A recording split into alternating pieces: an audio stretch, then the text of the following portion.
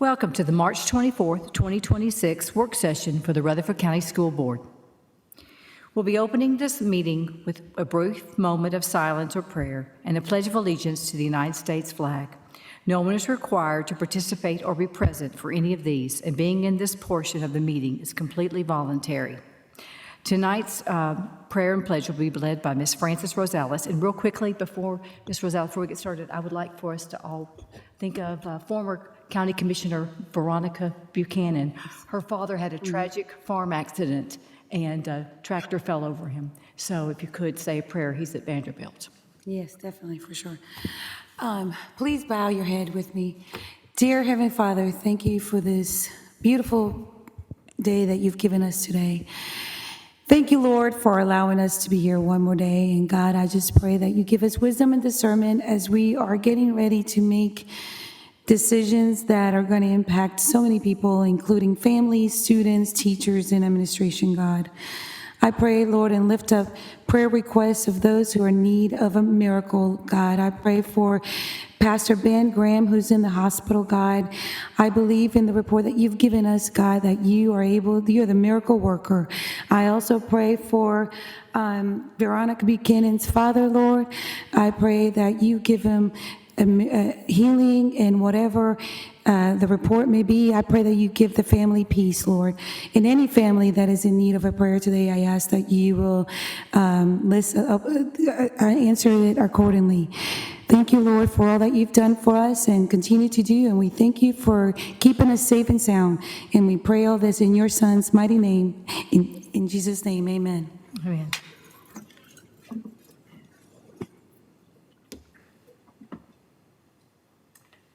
I pledge allegiance to the flag of the United States of America and to the republic for which it stands, one nation, under God, indivisible, with liberty and justice for all.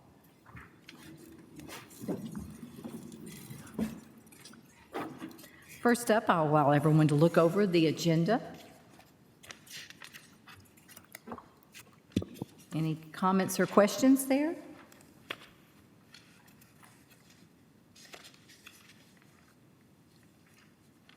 If not, we'll move to the consent agenda. Take a look at that and see if there's any comments or questions.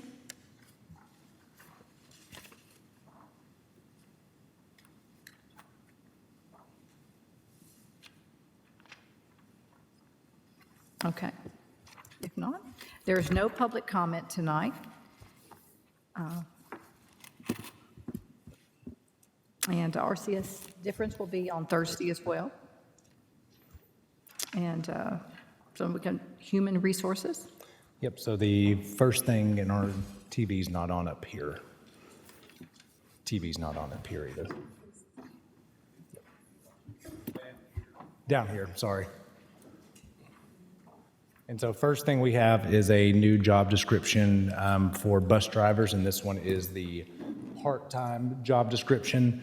And so this does start, I think James has got that one coming up over there too. I'm pulling it up on this. A second to pull mine up while we're doing that. And so you'll see this is a classified position. It is part-time, reports to Director of Transportation. The pay grade is R107, but we will have recognized verified experience. And so if someone has bus driver experience or experience driving in a similar aspect, then we'll verify that experience. It does start off lower than Murfreesboro City, but all of their part-time positions all pay exactly the same, to where ours will be comparable and then more with experience. So we were trying to be in the same ballpark, but also then recognize experience in different ways. So I think theirs starts around 24, ours starts at 21, but ours is much more aggressive on those with experience at the end of the scale. Okay. Because it goes 20-something steps past. And we worked multiple districts looking at job description. Some of these, I mentioned this during our previous board meeting, some of the job descriptions weren't worded in a way that I felt like it was a very professional wording, and so I thank our team for working on this in a professional way, but happy to answer any questions.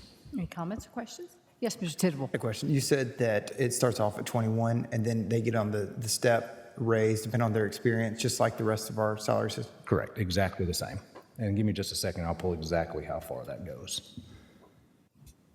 Yet R107 would start at 2278, and goes all the way to 3418. And I believe Murfreesboro City is somewhere at 24.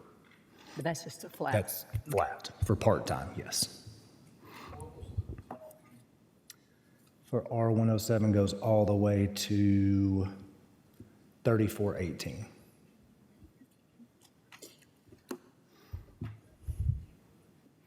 Ms. Maxwell? Now, that is somebody with 25 years' experience. Okay, Ms. Rosales. Thank you. I believe that the bill that Representative Sparks asked us to support as a resolution, that passed. So I think it's lowering the age to 23, the driving age to 23. Okay. So there may be possibility that we get more interest in people that are wanting to drive. Okay. Because I believe it's passing through the House. Thank you. Did not know that. Anyone Thought I else? saw something. Did you say you had something? Okay. No, I- Okay, yes. Mr. Vaught. Question, and if I remember this right, the big buses require a CDL, sped buses do not, correct? So there could be a difference in pay scale there or experience.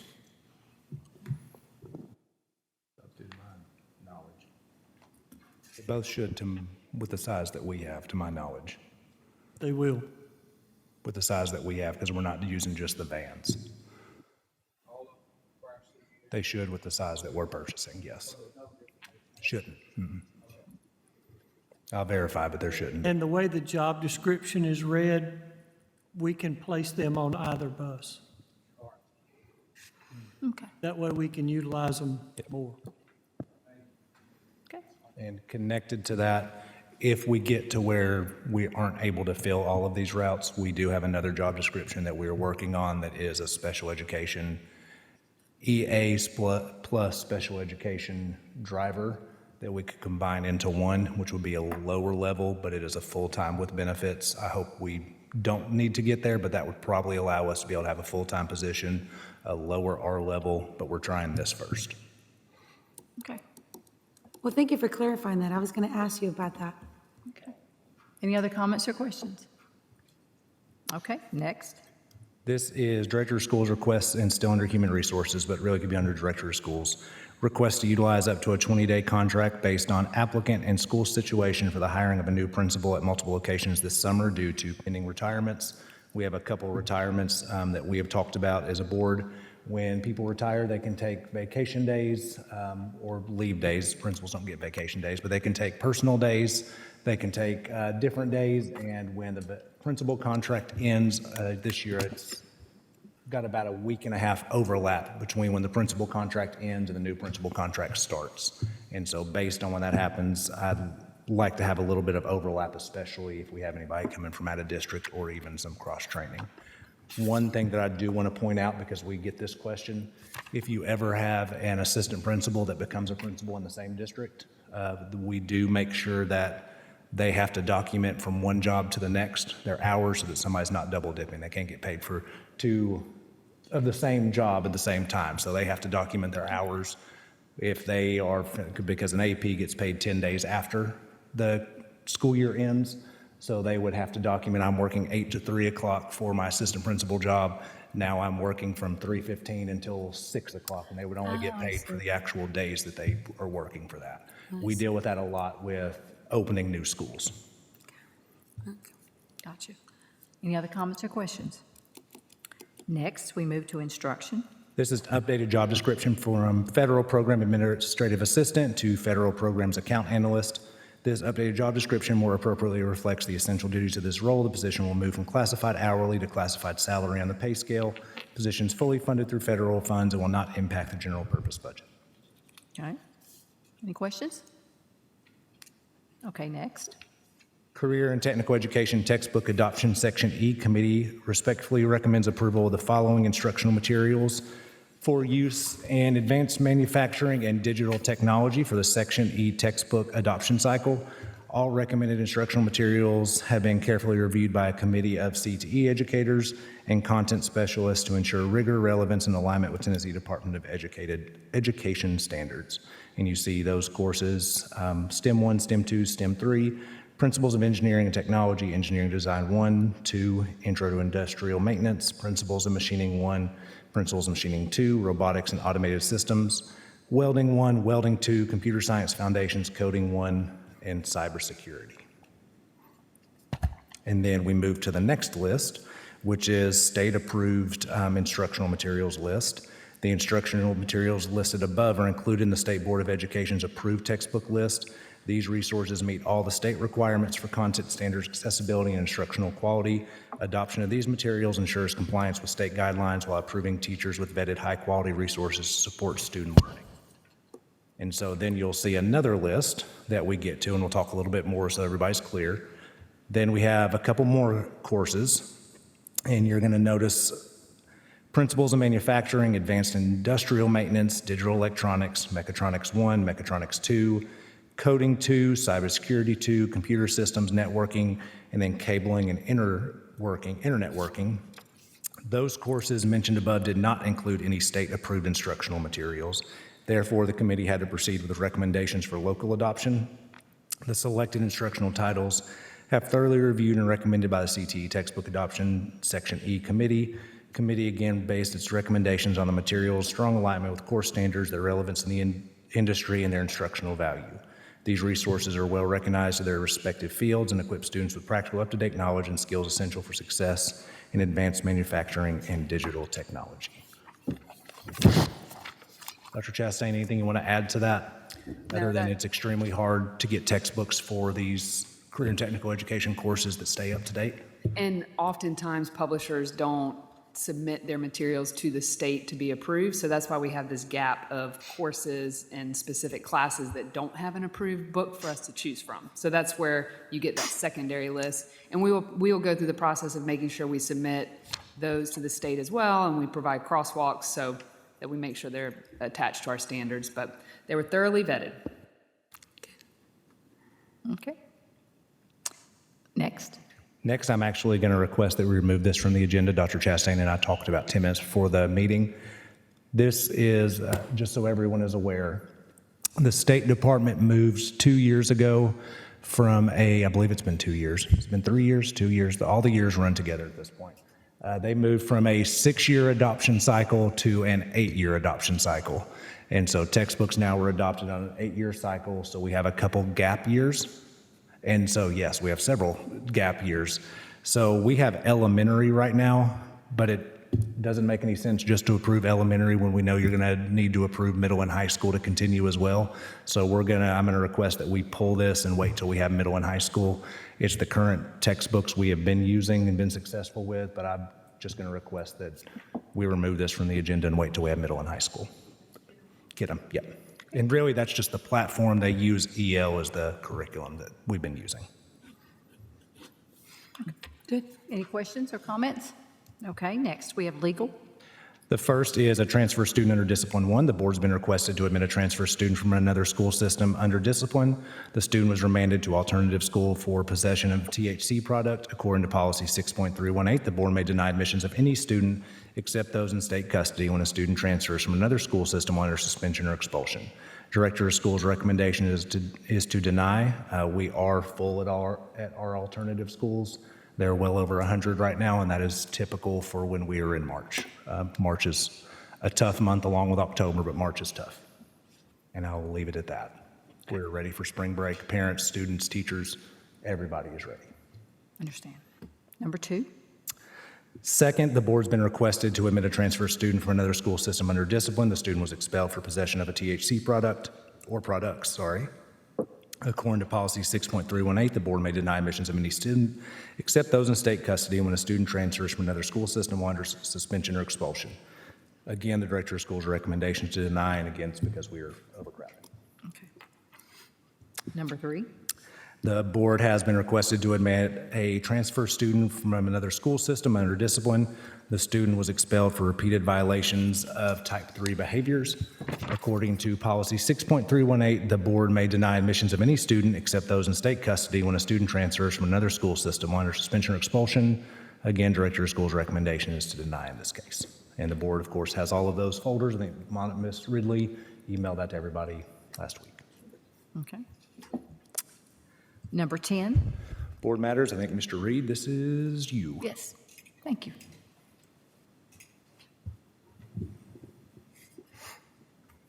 This is on the McFadden properties. The Board of Education entered into contracts for the purchase of 5 parcels adjacent to McFadden School of Excellence to provide additional land for a new school building. McFadden, as you know, is the oldest school building in the system and requires extensive ongoing maintenance. There's been a discussion of the need to replace the old building with a new one or do a major renovation. The 5 properties will provide additional land for a new school building. The purchase contracts on the 5 parcels were subject to inspection periods. Appraisals have come in on those 5 properties. A chart showing the contract purchase prices, the current tax appraisals, and the appraisal amounts from the appraisals are attached in your materials. The houses on the property will be torn down, so the value of the property for the Board of Education is more for the land and not really for the houses. The board needs to determine whether it wishes to move forward with the purchase of some or all of the properties. If the board determines to purchase any of the properties, we do need to give a notice to proceed to the sellers. So I don't know, can we pull up that chart of where these properties are located? So this is from the, I'm sorry, go back to the last map. Just to refresh everyone's memories, I know a lot of you have gone by and looked at these properties. These are kind of the corners of the property, and what these properties do, if you acquire them, squares up the entire block so that the Board of Education would then have the entire block of that parcel property, which gives you a pretty good space in the back end of the property to build new schools or doing renovation to it. So the properties there you see is the 401 and 403 there on Kings Highway, and then the 208, 204, and 202 there on Bluff Avenue. So those are the 5 properties we're talking about. We have most of these are rental properties. There may be a resident, I think, living in 202 and 204 across from the water tower there. But the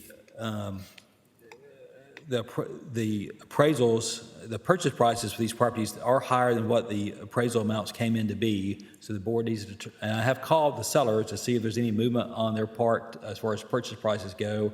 There's really not, I did not get any kind of reception of being willing to negotiate the purchase price with the sellers on these deals. I guess the board needs to decide what it wants to do with these properties. But one thing I'll ask the board to keep in mind is really what you're acquiring in this case is not really the houses, because they're all going to be torn down. What you're acquiring are the lots.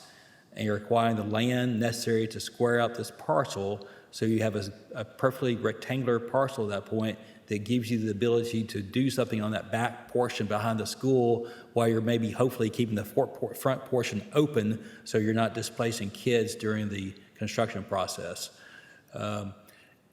As you know, kind of the circulation with traffic has an issue around McFadden too. So it is important to get kind of a rear access to Bluff Avenue. So that gives you a better ingress and egress from the school grounds and gives better circulation and a way to get out there along Kings Highway so you don't have your traffic stacking up in front of the school as it is now. Our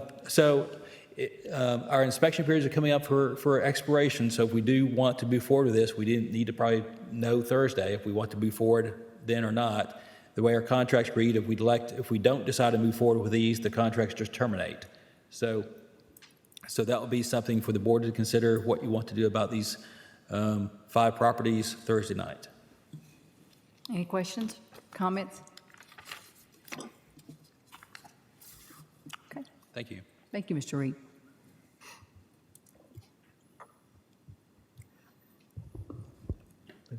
All right, next, we do not have anything here, just so that everyone is aware that is watching. We did have at our special call meeting, a request to purchase a used bus from Central States before we could actually purchase that bus. It was purchased by another entity, company, somebody purchased it. And so that bus is no longer available. Our purchasing agent is trying to find an additional one, so we have a couple options. So we are working with our special education team to see if any of those meet what our needs are right now, to either get in line for possible delivery of a new bus by August, or if an additional used bus is out there that meets what we need. We really liked that idea of having the larger special education bus to be able to get more wheelchair accessible buses there, or more wheelchair accessible seats. And that was the bus that was sold. And so that was the one we were trying to. Ms. Maxwell? Questions? Yes, Mr. Zas. Thank you. Dr. Sullivan, the bus that was picked up by another entity, that was the new 42-passenger bus? It was, I believe it was the Central States used bus, wasn't it? It was the. What was that one? But it was brand new, correct? That was the new one? It was used. Oh, it was used? Okay, never mind then. So it was just one of the used sped buses then? Yeah, it was the big I one. thought it was the bigger one. 42 Yeah. Yes, 42 passengers. Yeah, it was the 100 42-passenger, and it was, I think it was at 115,000 Yeah. roughly. I think that sounds right, yes. but was that the new one, or it was? It was used. Okay, It didn't have used. many miles to it, but it was Okay. used. And that's what we're trying to get another replacement, but it is one that is a struggle to get in the rotation to build. So we didn't get the bigger sped buses. We're getting the four, The 24 plus one. the 24-passenger one. Yes. Ms. Maxwell? Yes, Mr. Tidwell. If we had a contractor that wanted to sell the bus, could we buy from the contractor? What does that look like? It would, I would have to talk to our purchasing agent, and we would have to get with our finance department at the county to make sure it's within Kelly Blue Book, all those different types of things. It's easier when it's an actual, if they have an LLC, it's probably easier, because then it's a company that you're working with. That's why the two Central States and Mid-South are easier, because they're companies, but there are definitely options. Okay, seeing if that was on the table. Yes. Any other comments? Yes, Mr. Sharp. I was in Alabama last week, and there's a bus company down there, .com, that had about 10 or 15 buses, brand-new buses sitting in their lot. I don't know, maybe it's something that y'all can look at. Were you in Birmingham or Huntsville? No, I was coming up 65. I will look for sure. Yeah, the buscompany.com, I believe is what the name of it was. And they had about 10 brand-new shiny buses. So Okay. I know everybody's trying to get close to here and everything, so we can get them quicker, but that may be an option. Yep. Any other comments or questions? Okay. Next. Yeah, financial update, just so that everyone knows, we of course had our budget retreat about a week and a half ago, so Mr. Runyon and I spend just about every day in the conference room going through department requests. We're working through that process. Dr. Martin and Mr. Runyon are at Health and Ed. We don't have any amendments tonight, so it's just a general update. Should hopefully, knock on wood, be a fairly quick meeting for them at Health and Ed. And we're just continuing to work on our update. I'm going to ask Mr. Lee here in just a minute to kind of go over 177, and I'll go over the funding aspect for that, unless there's any questions about financial update. Okay. Director. Okay. All right, director's update. I'll do the big portion of it on Thursday, but we are going to go over Fund 177. So just for everyone watching and as a review, Fund 141 is our general purpose school budget. That's the large budget that we operate with. Fund 143 is our centralized cafeteria fund, and then Fund 177 is our capital projects and deferred maintenance budget that we use. That is one that is unique to us and just a couple other counties. Has several pennies that are allocated, and then the other portion of the funding that goes to that is the adequate facilities tax. And so you will see that we are going off of last year's numbers, and so we are going off of about 19 million, I believe, on this document, which is very similar to what we got last year, just so that everyone knows. So we're going off 19 million roughly. So that everyone is aware, we do not set revenue, the county sets revenue. And so we have not had any conversations with the county about the movement of pennies. There was a rumor, and I got an email from the city about a week and a half ago that they were already aware that there may be the movement of pennies. I have not had that email sent to me about the movement of pennies from the county finance department. And so that hasn't been told to me. So 177, as far as I know, will stay very similar to the way it is right now. It has been going up just a little bit, and so that would be great. This is where the last couple years we have started hitting the LED projects, which are helping. Mr. Lee has done a fabulous job. We got another check today.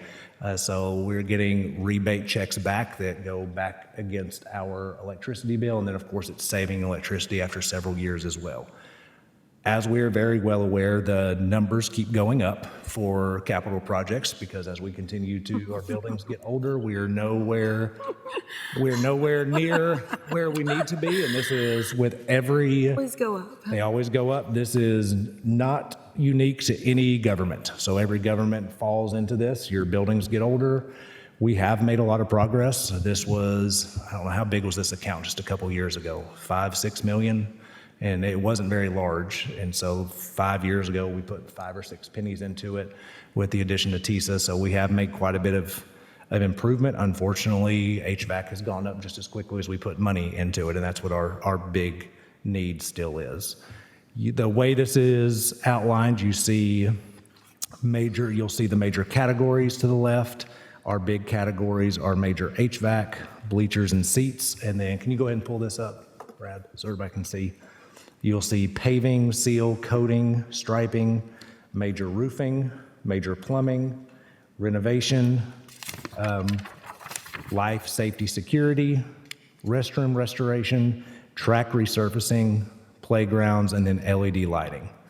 Beside it, you will then see 5 years, and you'll have, if money were no object, how could we accomplish all of these projects? If money were no object, we would like to have $492 million right now.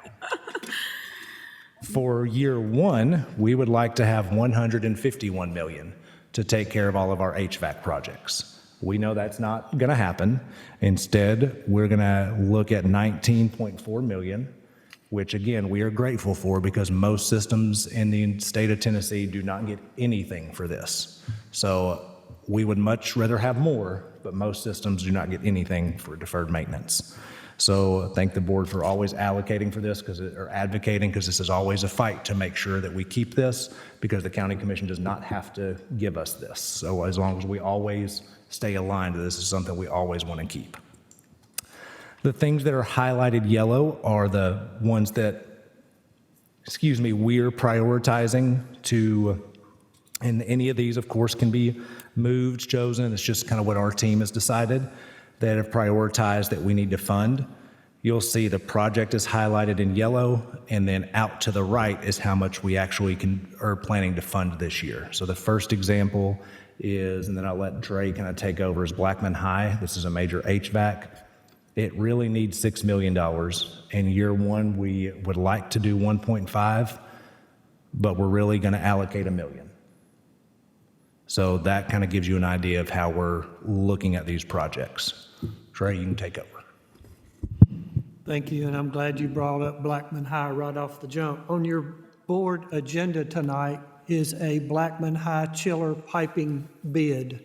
It's number one. It's $2.1 million. We had a budget 2 years. We have, in my tenure in this position, we have struggled with the piping that goes from the building to the chiller. We've dug this piping up 3 times in the last 8 years. The piping is failing. So we bid out a complete replacement of the piping that goes from the building to the chiller. We had a budget of about $1.5 million, is what we were told last year, based off a couple of contractors that do that sort of work. So to hedge a bet, I had placed $500,000 in this year's budget, 25-26, to get us started. It was anticipating doing the other $1.5 million to come out of the following year. And we've done that a lot the last 3 or 4 years because it's difficult to take a big swing at an HVAC project that takes $6 or $8 million out of our budget.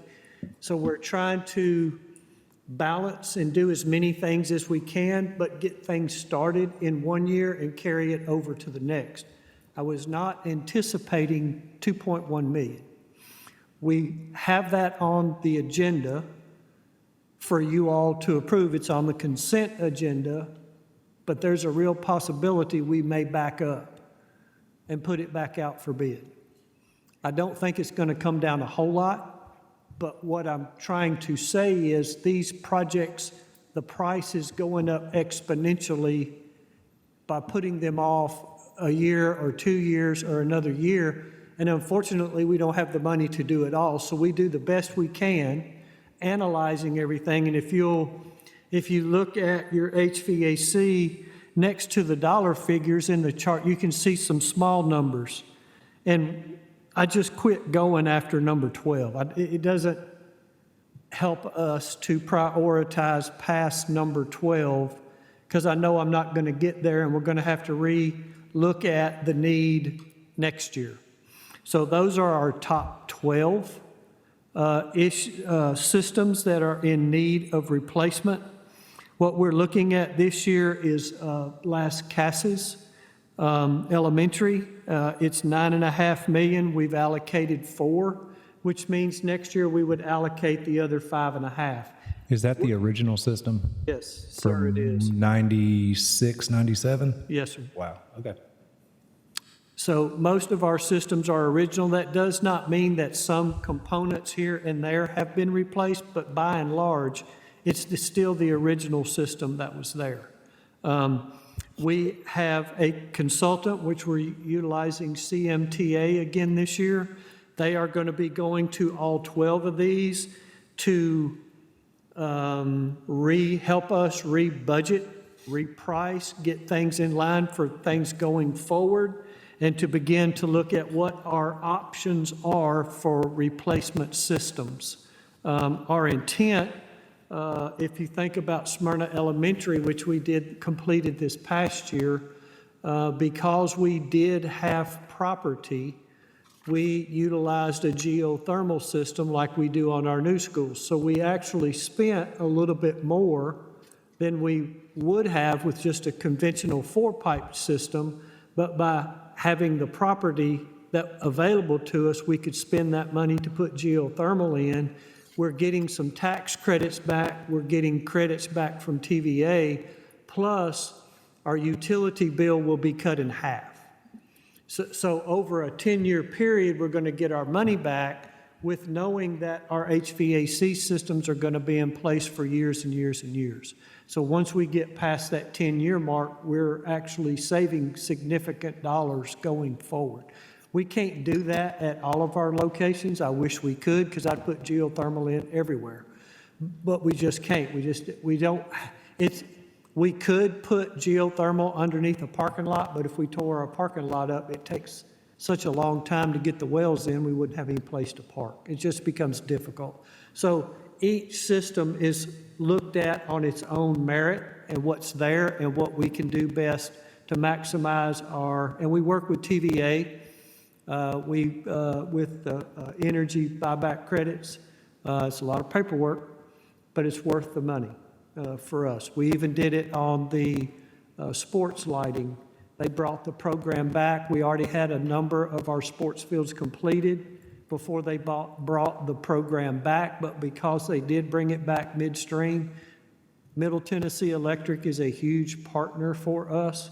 Middle Tennessee Electric leveraged their TVA partnership so that they would let us back in at midstream. Typically, they don't let you, once a project is started, they don't let you get back in.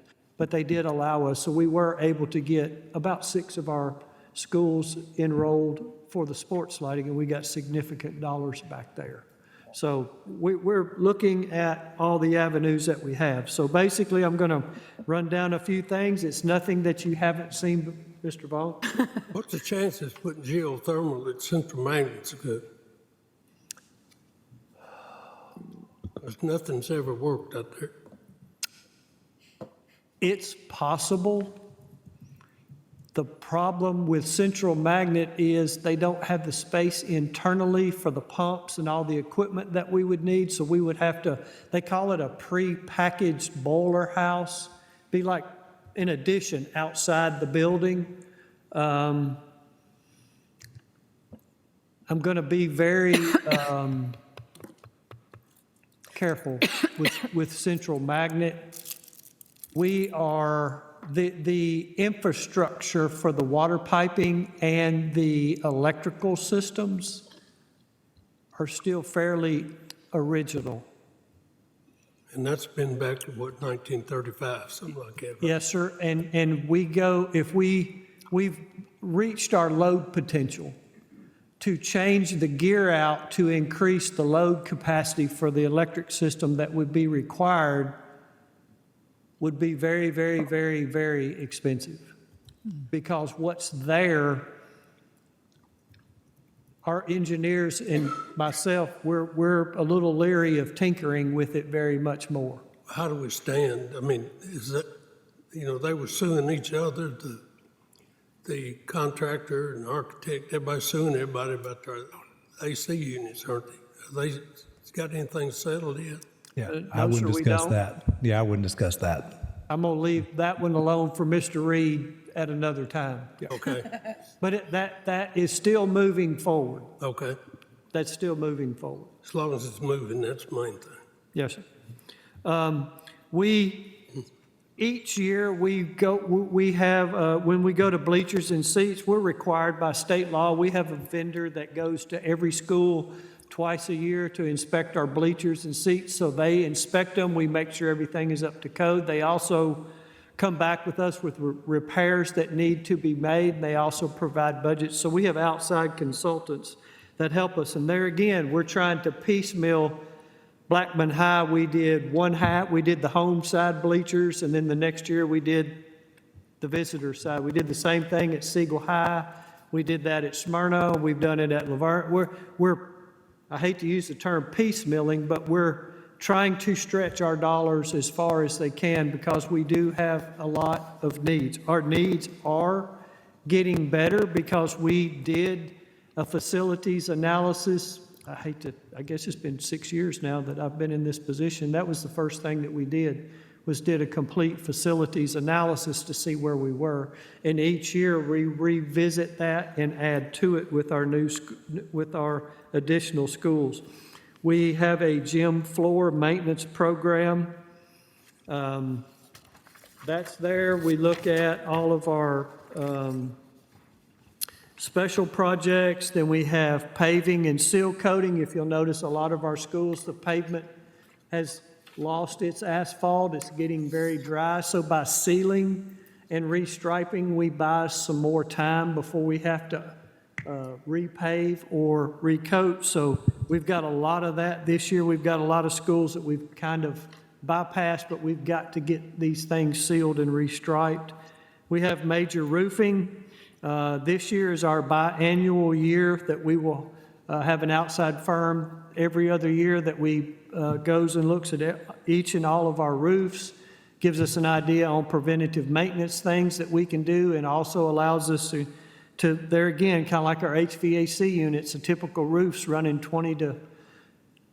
around 20 years is kind of the end of it, but because of our maintenance programs and the way we've taken care of things, we're getting longer lives out of our roofs. So we're going to continue with that practice. One thing I do want to bring up to you, you'll notice under major plumbing components, there's 3 new items. I've got them kind of in a light orange. There's no dollar figure over there yet, but they're coming. Las Casas, Wilson, and Kittrell are the 3 schools where we have our own sewer system. Those sewer systems were designed in conjunction, they're managed by CUD. We own them, but CUD manages and operates them. That's a TDEC requirement. You have to hire someone to manage them. So in partnership with CUD, they manage ours for us. The baffles, and I'm not going to get into the engineering of these things, but there's baffles inside that separates the solids that allows them to degrade and then go into a drip system and they go into the ground. Those baffles are prematurely deteriorating and fading and going away. And it's not just us, it's all the local residential areas that have built these in the last 20 years that are of this same time period are having the same problem. CUD really does not know what caused it. They are in the process of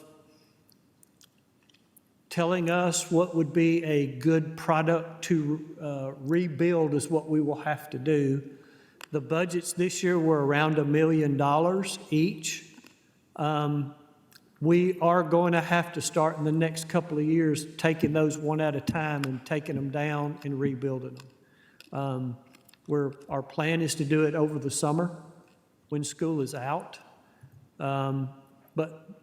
So I've added them to the list. I highlighted them just so that you would be aware of them, that it is something new and it's something major that we're going to have to address.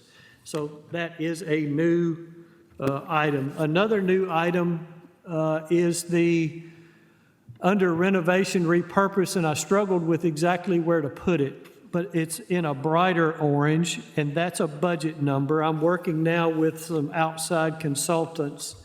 We began to notice some premature, I'm going to call it premature, concrete spalling on some of the beams at Laverne and Smyrna's football bleachers.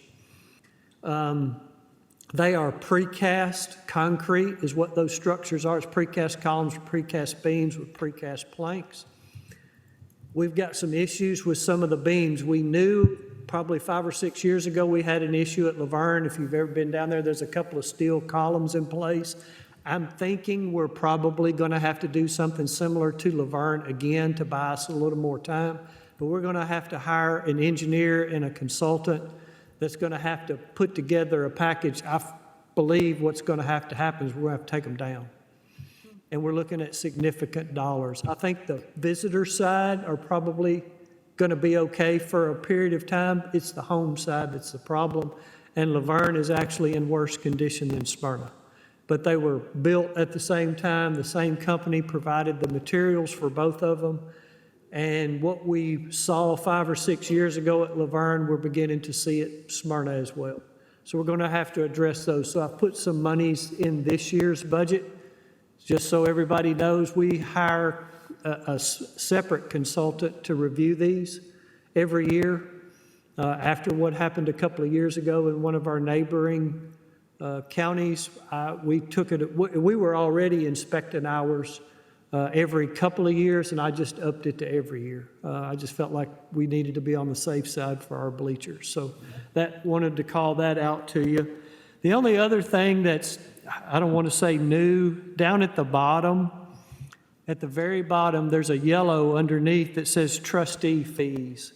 Last year was the first year that we had to pay trustees' fees, and Dr. Sullivan said it when he discussed 141. We get our money and we got to give them some back. It was a little over $350,000 last year. So I've got that number sitting there at trustee fees. It comes out of what we get, and we have to pay it back. So I've listed it separate outside so that it doesn't get confused with a project that's ours. It's something I have to allocate for. Once the budget is set by the county each year, my number is around, it's a little bit more than what we got the year before. Last year, we were about 18.1 and some change. It's like everything else. Throughout the year, as things do better, our investments do better, the tax dollars come in better. We actually, if we get a penny, we get the full penny. So we get a little bit over that. So as that comes in each year, it gives us a little bit more. It's usually a couple $100,000 that we get. And if we don't use it, it goes into the fund balance. And if we have a catastrophic event, which we've utilized a few times over the last couple of years, that money stays there and we can get it to use it that way. So what happens is once I know what our final dollar figure is, I have to balance with them at the end right before everything's approved by the county commission. So once they tell me what that penny looks like, let's say it's $19,100,000, 100,000, I will go up through there and I'll have to play Solomon again, cutting the baby. I'll have to figure out where to cut $340,000, and we'll do it as best we can. But we do have, Ms. Rosales, you brought up the LED, it's there again. So we're going to continue on with that program. It's worth our while. We are going to be able to see the first we've already started on our first 2 schools. So hopefully in about another 4 or 5 weeks, I'll have a couple of schools that have been completed, and we can go see them to show you the difference in the lighting. But that program is up and running, and as long as we have the money, we're going to continue to roll on.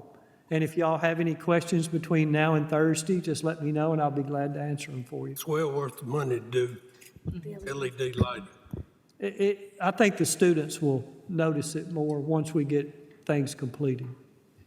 Yes, Ms. Sharp. Madam Chair. Mr. Lee, on the keying, am I reading this correctly? We've got 2 years left to finish the keying program? Just about. Okay. And I will be the happiest person in the county when we have completed, and when we complete that, we will have rekeyed every school in the county, got them on a Primus Master system where they cannot be copied at the local Lowe's or the Ace Hardware anymore. And we have every school on a single master now for like their classrooms and all of their exterior doors. The monies that we lack now, we left off like mechanical rooms and things like that weren't necessarily safety features, so that we could get all the schools to where our classrooms and our exterior doors and the teachers work, the places where students were, all were on that key, so that the principals were in much better shape, and they went from 5 or 6, and those extra keys were mechanical rooms and electrical rooms and things that did not involve students, and that's what we're finishing up. And I will be tickled to death. I know you will be. It's been a long project. Thank you for that. Yes, ma'am. Yes, go ahead, sir. And that is a good project, being a principal in a previous county. When Trey and I always tell the story, when Trey and I opened Rocky Fork, I was a principal in Bedford County, and we didn't have a Primus key system. So if somebody wanted a master key, I went to Lowe's and I made a master key. And I opened Rocky Fork, and I went to Lowe's to make keys, and I couldn't make keys. And so I called Trey, and I was like, how come I can't make keys? He's like, you can't make those keys. And I never got any keys, so Trey wins. The one thing I want to bring out is just so that this board realizes how much we have put into capital projects. I just pulled up how many pennies have gone into it over the last couple years. In 2020, there were 4.7 pennies that went into education capital projects. In 2023, there were 7.5. We eventually got to 11, was the highest that we got to. Over the last couple years, the county commission, once on the floor, took some pennies away, and so we're around 10-ish now, so 10.6. The new appraisal rate's closer to 11, but we have, of our own funding, moved quite a bit when TISA came around back into capital projects. So the previous board, this board has put a lot of funding into capital projects. Just the HVAC components have gone through the roof the last 5 years at the same time. So that's been the big increase. Ms. Maxwell? Yes, Ms. I Rosales. have several questions, Trey, so bear with me. One has to do with HVAC. You say the prices are going up. What is your take on why the pricing is going up? I know a couple years ago, it could have been due to shipping, because there was issues with shipping, parts coming from overseas. So those issues are not happening today. So what's your take on why the prices are going up in HVAC? General inflation, and there's so much work still out there that manufacturing cannot keep up. So the demand is what's driving. It's causing a large portion of it, but gas is going up. That's true. I mean, it's a combination of things, but it's not going to go back down. Right. Okay, that is true. The other one I have a question on is the playgrounds. I was in a conversation, you were in the conversation as well with the playground, forget what school it was, anyway. But how do we keep up with the playgrounds in the need of repair? Because I see there's some schools, but so I'm just wondering, how do we keep up with the maintenance of the playground when they get to this list? On this list, it's replacement, it's not maintenance. We maintain them, most of them, we've just about completed every elementary in the district. And they have new playgrounds. Once this list is done with, then all of our We'll elementary start all schools. over. We'll start over. Oh, we're starting all over again? Oh my Yeah, gosh. it's time for the new cycle. Oh my goodness. So how long are the Never playgrounds good goes for? away. I'm sorry? It never goes away. Never, ever. But how long is the playground good for? When you say replacing, because elementary schools have multiple playgrounds, so Replace it all. you replace it all. Yes, So ma'am. all at one time? Most of the time, yes. Sometimes we'll do one and then the other the next year, but yes, within a close proximity, we replace them all within a year. Now, here's the thing about playgrounds. Depending upon where that school is, some schools get more usage than others.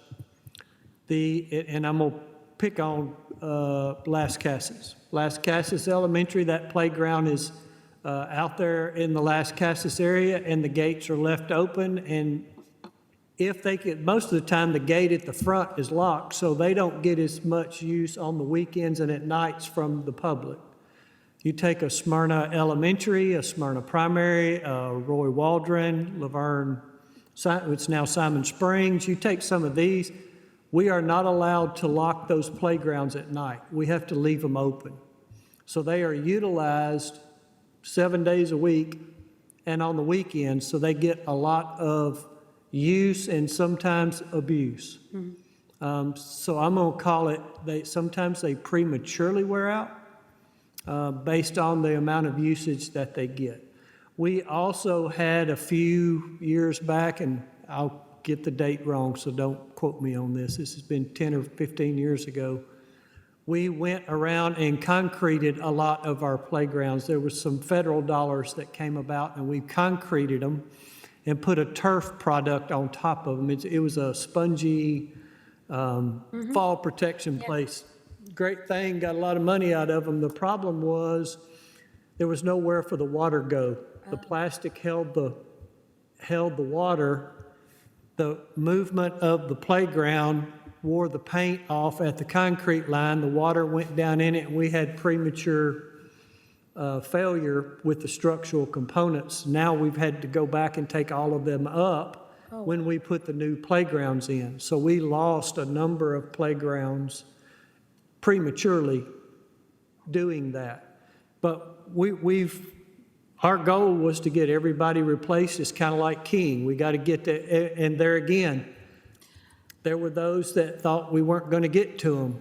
You know, they wanted, but there again, we send our consultant around. They tell us what's most in need, and that was the number one priority, and we looked at them every year. But now that we're just about finished, we will be starting back around again. Whatever our consultants tell us, we do. So the playgrounds is determined by the consultants. Yes, ma'am. So if this consultant goes to the school and looks at everything and they provide the recommendation, that's what we'll put here. How long is the playground typically supposed, without premature wear and tear, how long is it supposed to be? They should last about 15 to 20 years. 10 years. So when you say premature, they're lasting like around 10 years? Mm-hmm. Wow. So we're going back to mulch instead of the, We're doing rubber pads and grass. Oh, rubber It's called a pads and grass grass. mat, meets ADA and fall protection. There's some schools that they get beat down. We're also looking at, and we've tried it in a couple of places, a synthetic product. Just around the equipment areas. It adds about $150,000, but we're piloting it at 4 or 5 schools before I sign off on putting it everywhere. I want to give it 3 or 4 or 5 years just to kind of see what kind of wear I'm getting on it before I do it. So we are piloting some other things. There's some products out there. We're trying them. I'm not doing them wholesale till I'm sold that they work. right. That's good. Is that what you put at Poplar Hill, or is that something? Do we do It's not something? at Poplar Hill, It's no. not- What schools are those that you're piloting? We did Courtyard at Barfield recently, where the pre-K area is. It's an enclosed area that doesn't get a lot of sun, so it's hard for grass to grow. Got it at Rockville Elementary. We've got it 3 or 4 places that we're piloting it, see how it works. Okay, that's good. And my last question, which is not pertaining to the capital projects, but I think we asked this before, where we were wanting to get an inventory of the portables and see where they've been, how many portables we have now versus what we have then.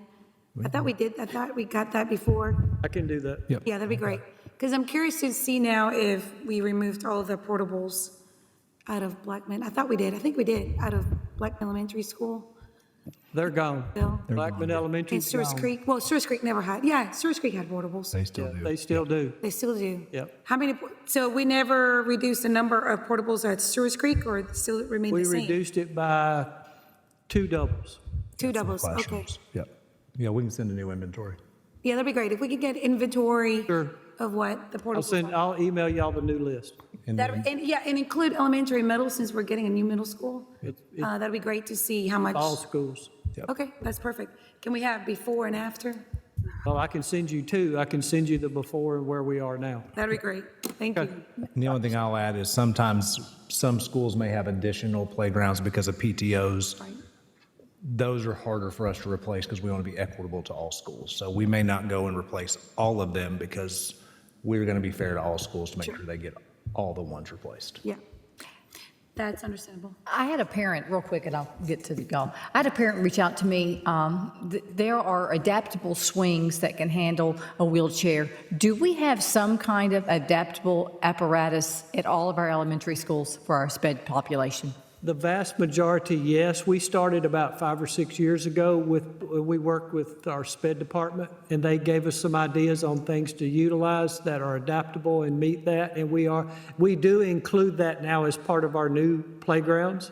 But there are some that we've gone back and we've utilized some of their capital projects money, and we've just added 1 piece or 2 pieces or things like that. But yes, it is part of our package now. It has been for the last 4 or 5 years, but we've actually gone back to other schools and actually added pieces.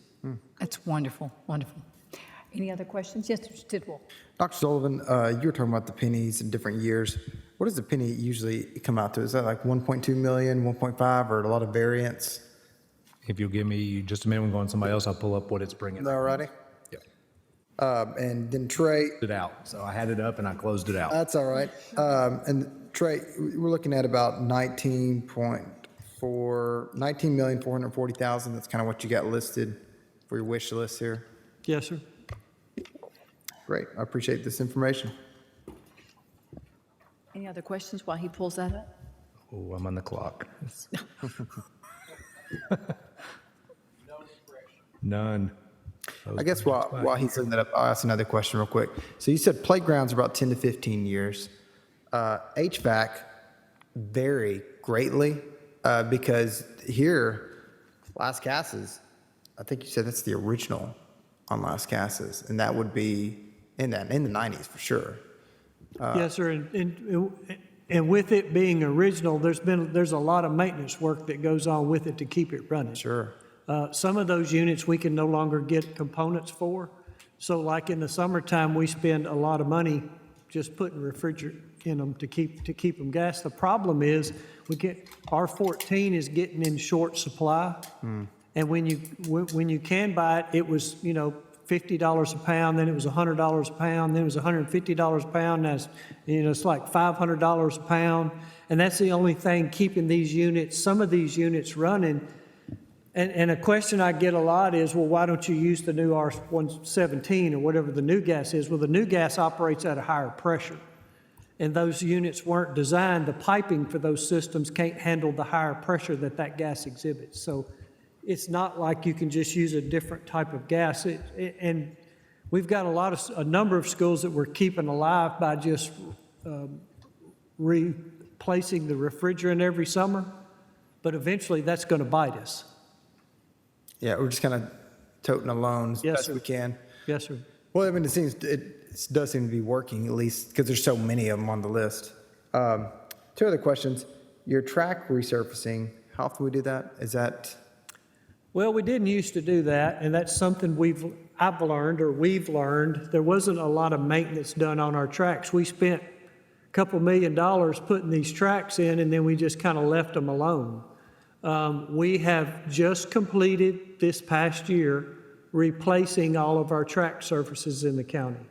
To extend their life, every 2 to 3 years, you have to recoat them. It's like a rubbery sealant that goes on it, and it extends the life of the track surface. So if we do this, we're supposed to get an extra 5 to 10 years out of the tracks.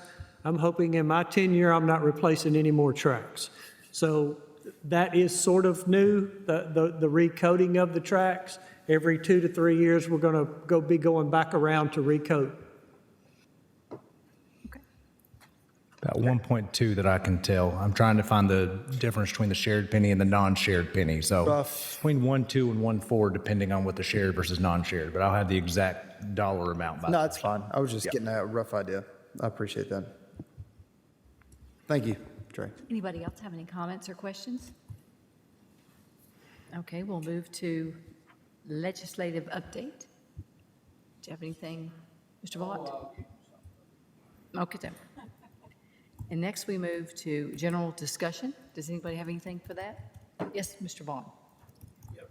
Before we go there, somebody may be aware of a comment on social media, Facebook, I think, about the number of Christians on this school. So how many y'all are Christians? Let me take a poll. All right, 7 out of 7, that's pretty good. I just wondered, I didn't know, I pretty came up somewhere, so, what Mr. Vaught's doing then, there's two things on the legislature I think that really concern me, and I think those people up there on the Hill are drinking some water that's been piped in from Short Mountain, and I think the results of this is they're trying to bring back, the way I understand it, elected superintendents. And one of you, the ones of you that are so young, you don't understand, but man, you're talking about a political firestorm. That's all the superintendents were doing was politicking. So, boy, anybody has anything to do with that, that needs to be something that goes by the wayside.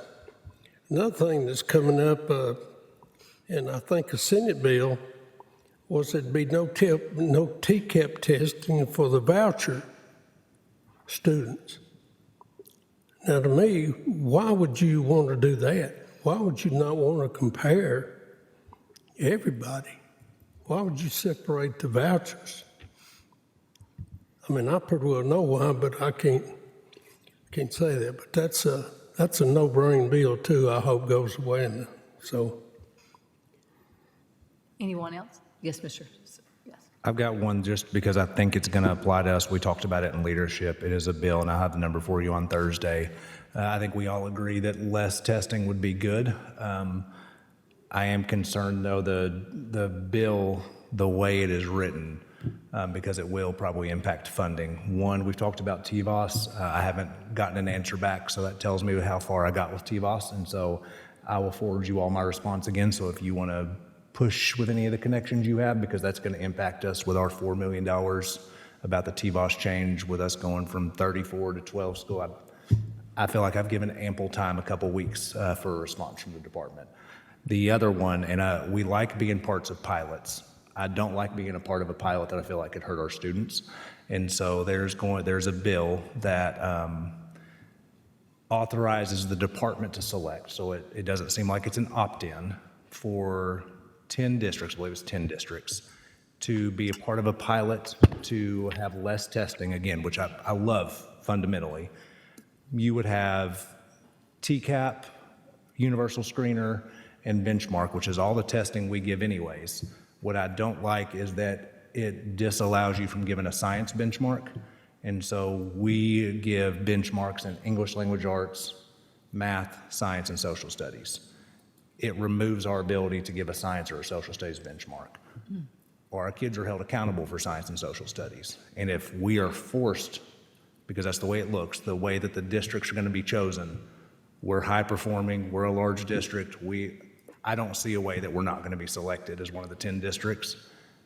I don't feel like that's fair for our students, for our teachers not to be able to have an idea of where they are, because we're not one of the districts, at least I don't feel like, that is over testing. But we try to do a very fine line. The benchmark's so if we're going to allow it for ELA, we're going to allow it for math.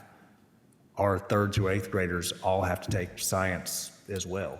And so that's my only portion, and I'm going to reach out to the bill sponsors and say, hey, this would be fine, just can we include science and social studies in here, and then we'd be perfectly fine. That's the only concern I have with it right now. So it kind of caught me off guard. I'd noticed it Friday. It wasn't on my radar at all. Mr. Tidwell, do you have your hand up?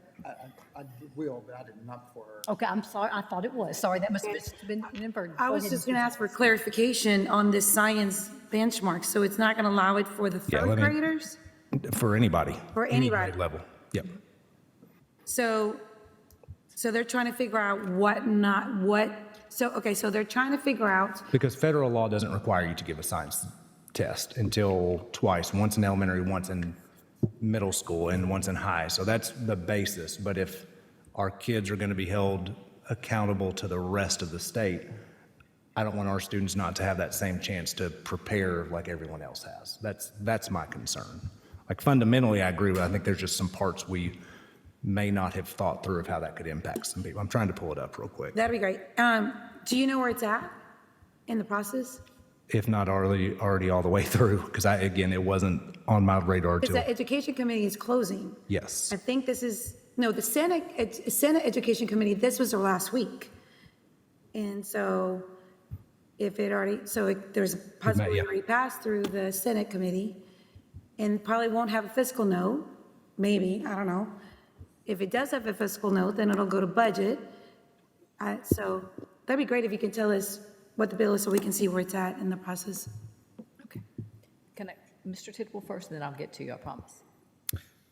I was actually going to ask about Daniel McKee. I know we've talked about this, and we looked at having a third alternative school to kind of, as you mentioned again, once again, we're full. We haven't touched these schools in, 20 plus years now. Our population has skyrocketed. We've talked about the issues that we have, not having space at all our alternative schools, how the program cannot fully, the students can't go through the program fully. They get sent back early. It's Miss Brown, Dr. Brown, when she was here, she had mentioned that was an issue that they were having. It doesn't allow the students to get the full benefit of it. So with that said, I know Stan had brought up at one time about potentially looking at what it would cost to rebuild a new school on Daniel McKee property. I would still like to follow up with that and see where we're at. And I understand there's a lot of things going on, and there's a lot of needs, and the county has their needs, and the school system has our needs, but that is really something that we tried to get into. It didn't work out with this building. I want to revisit that as soon as possible. I agree. That's something that we need to do. We've had multiple conversations with the administration out there, and we've even talked with a church that would like to partner with us in some capacity for that. So, yes, we're stressed as a county. Everybody knows we've got to build a jail, and we need a high school, but we can't McFadden, but I can't forget Daniel McKee is either. So it needs to stay on our radar. Does anybody else have anything? Mr. Vaughn? Yeah, if out there in the lobby, they got Murfreesboro magazine. If you hadn't seen it, Mr. Vaught, along with his son Chandler, have a very nice picture spread, full page, that's really, really nice. And also later in the back, it's got a picture of Mr. Vaught and his beautiful wife. They didn't get a full page, she didn't, but Chandler did. So grab you one when you go out there, it's pretty nice. Yes. Ms. Sharp? Thank you, Madam Chair. I know we all received an email from, is he doctor now, Lucky Dude? Is he Yes. doctor? Okay, because I want to make sure, about changing the parent-teachers meeting with the block schedule. Yeah. Were you on that one as well? Yes, Dr. Martin and I had a chance to kind of briefly discuss. I've not followed up with him. The issue that he's specifically addressing to me would be more of a reason to have two for teachers that have semester quarter courses like that, as opposed to moving it up earlier. Moving it up earlier would eliminate any kind of contact with the other section of students. So, I mean, just with a brief conversation with Dr. Martin as we were kind of talking through it, I don't see any reason why we need to make a change to the entire district schedule. But I think perhaps talking through some ways that they can connect with parents on that quarter section is totally appropriate. So we'll follow up with him. And he did mention that since they're now Title I, that the parents are more Absolutely. responsive We and- certainly would love more opportunity for Yes. parents to connect. And they can. It's just a matter of where in the district calendar do we have that scheduled? Right. So I don't see a reason at this point, could be convinced, but to change that schedule, but we can certainly create more opportunities for them to connect. Thank you. Thank you so much. I've got one more, Madam Chair. Okay. I had given Mr. Reed another school district's policy manual, and I don't have it on my calendar with our next policy meeting. I would like to ask board members to review that and see if there's some policies, and Mr. Lee, see if there's some policies in there that we can use and put in place for our busing. It's, instead of recreating the wheel, we should look in there. Mr. Lee has it. If he can send that back out to us, because I sent it to him to look over months and months ago, but I did send it to Mr. Reed for him to just look at, and so I mentioned it April before. 14th. April 14th, that's what I thought. April 14th. April 14th, okay, that's what I was thinking, just don't have it on my calendar. But I would like for us to review it, and you as well, to see if there's any policy in there to put in our policy meeting for review, and if we can adopt any of those, because we don't have to recreate the wheel. Mr. Tidwell? Yeah, I'm sorry, are you referring to bus, like, having our own bus drivers, that policy? It's a bus driving, Okay. yeah, Okay. yes, sorry. I have one thing before, oh, Mr. Vaught, go ahead. You go ahead, I just have a recap. Okay.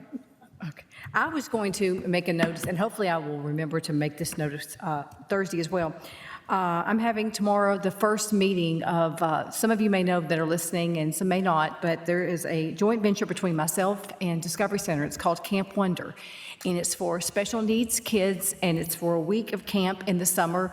We do lessons. We have a different theme each year, and it's really wonderful. And they get to play with their peers, and it's just an absolute wonderful time for a week for parents and the kids. And I need volunteers. I had some wonderful EAs and some SPED teachers that stepped up to the plate and emailed either Annie Ralston or myself. And I'm asking an all-call for more volunteers. I need about 6 to 10, really, if we want to do over 20 kids. It's this July, the 6th through the 10th at Riverdale High School, and it's from 8:30 to 2 o'clock, and sadly, it is unpaid. But if you have a heart for children and would like to participate in Camp Wonder, this will be like our 6th year. So it's going strong, and just let me know. All my information is on the website if you need to get in touch with me. Thank you. That's a great. Can I ask a follow-up question for that? Yes. Is that an opportunity for some of our high schoolers for community service hours? to Yes, volunteer? it is. Yes, we would prefer you be older, like 17, 18, a senior. That would be better. And I will sign off on hope, promise, whatever you need. Yes. Thank you. Ms. Maxwell? Yes, Ms. Rosales. So I would like to say that Camp Wonder is an amazing time. I think I've done it 3 years with you as a volunteer, and I think my little girl went to it last year and did the last day where we were at Discovery Center. And so you get to spend time with the high schoolers, and you get to learn a lot about them, and they learn about you, and some of them even remember that you were there the year before. So you build this relationship with them, and it's really neat and a great experience. And kudos to you, Ms. Maxwell, for starting something Well, thank you. so beautiful. Couldn't It's a do it without beautiful Discovery program. Center. Discovery Center has been amazing, and I will tell you, it is, I always get this, and I mean to make sure when I talked about it, it is for ages 14 until 22. If you're eligible to come to our high school and participate in our SPED program, you're eligible to come to camp. I always get some parents who call me, my child's 10, and I'm like, I'll see you in a couple of years. But so, That's a lot. It has been a great program. And don't they get like a photo album at the end? yes, we do a book, we do a T-shirt. Yes, there's lots of favors they get to take home from that. Now, Mr. Vaught, go right ahead. All right, now, this is going to be boring to most people, but I do think our listening audience at home needs to know this. This is, and I kind of want to, I am going to brag on Trey. I'm not going to kind of brag on him. I'm going to really brag on him and his department and also the director for taking this stance about capital projects and maintaining these buildings. And I know some of you get tired of hearing me, but I have to reflect back in the early 80s or the mid 80s and the 90s that there was a high level of, I don't want to say mistrust, but questioning between the county commission and the school board all the time. Hey, we need money for this, and then they'd go spend it over here for this. And maintenance and upkeep has always been just, I mean, I've learned this. You brought, and Butch, your words were very kind about Chandler and I and Terry and I. So my wife and I have learned this over the last 40 years earning real estate, and I'd say every one of us sitting here have learned this. If you have something, if you have a home, you have a car, you have a vehicle, you have to maintain it. You have to keep it up. Buying it is only about half of it. And so I'm going to pull out just one thing here that our listening audience at home can understand. The 5-year or the major HVAC systems that are in this county for roughly 54 buildings, I'm going to guess, including the central office, $325 million. Now, I'm going to bring it down to where most of us can understand it. We throw around big numbers, and I laugh about this. Again, when I was on the county commission, you could bring something up that costs $10 million, $20 million. We wouldn't spend 10 minutes on it. But you bring up something that costs $50,000, we might argue for it. We'd argue on it for 3 hours. But I'm gonna bring it down kind of where we can understand this. I'm taking Las Casas. $9.5 million. That school has been there since about 94, I think, when we opened it. Broke ground on it 2 weeks after I got married. That's one reason I remember it. But it's going to cost $9.5 million to replace it. So if you do your simple depreciation cost, Caleb, over 30 years, that's roughly $300,000 a year.